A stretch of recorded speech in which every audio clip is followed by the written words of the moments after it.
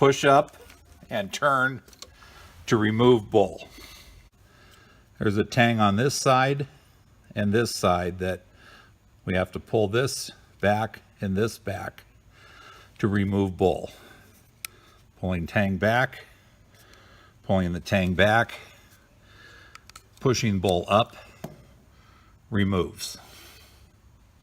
Sediment is getting caught inside of this little piece that goes up when you turn this knob.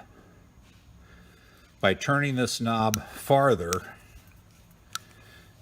it unscrews it to the point where you can now push this piece down and out. This allows us to clean the bottom of this bowl,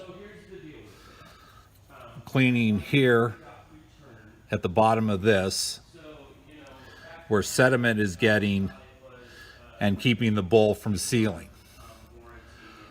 Once it is cleaned,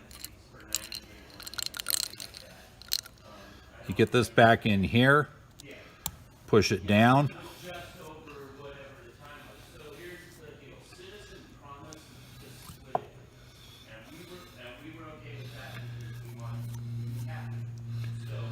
Push this down, you have to rotate it a little bit to get it to line up. It now seals again. Bowl will no longer leak.